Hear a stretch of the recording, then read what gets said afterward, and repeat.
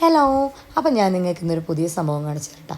പുതിയതൊന്നുമല്ല കേട്ടോ, ഞാൻ ഇവിടെ വന്നതിന് ശേഷം ഈ വീട്ടിലോട്ട് മാറിയതിന് ശേഷം ആദ്യമായിട്ട് കിട്ടുന്ന വിളവാണ്. അത് നാട്ടിൽ നിന്ന് സുന്ദരി ചീരയുടെ വിത്ത് വാങ്ങിയിട്ടുണ്ടായിരുന്നു. അതൊരാൾ വന്നപ്പോൾ കൊടുത്തു വിട്ടതാണ്. അപ്പോൾ അത് ഞാൻ നട്ടതാണ്. വലിയ കുഴപ്പമില്ലാതെ കിട്ടിയിട്ടുണ്ട്. ശരിക്കും പറഞ്ഞാൽ ഇവിടെ ഇത്തവണ മഴ പെയ്തിട്ടേ ഇല്ല, നല്ല വെയിലാണ്. നല്ല വെയിലെന്ന് വെച്ചാൽ ഭയങ്കര സഹിക്കാൻ വയ്യാത്ത വെയിലാണ്. ആ വെയിലിൽ ഇത്ര തന്നെ കിട്ടുന്ന വലിയ കാര്യമാണ്.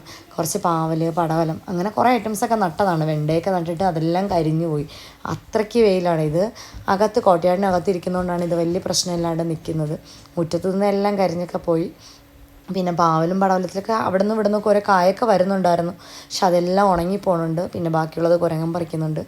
അതിനിടയിൽ നിന്നൊക്കെ കിട്ടിയ സംഭവങ്ങളാണ്. അപ്പോൾ ഒരു തവണ എടുക്കുമ്പോൾ ഒരു തോരൻ എടുക്കാം, അത്രയ്ക്കൊക്കെ ഉള്ളൂ അളവ്. അത് കുറച്ച് സ്ഥലത്ത് മാത്രമേ ഞാൻ വെച്ചിട്ടുള്ളായിരുന്നു.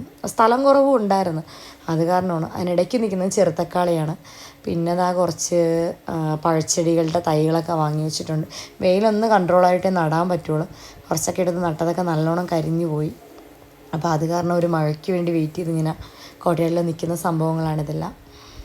അപ്പോൾ ഇന്ന് ഉള്ളതെല്ലാം പറിച്ചെടുത്തിട്ട് ഒരു തോരൻ ഉണ്ടാക്കാമെന്ന് വിചാരിച്ചു.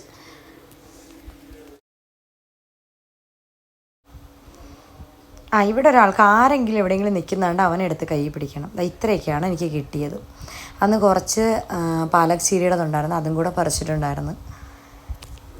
അപ്പോൾ അതെല്ലാം കൂടെ കൊണ്ടുപോവുകയാണ് തോരനൊക്കെ.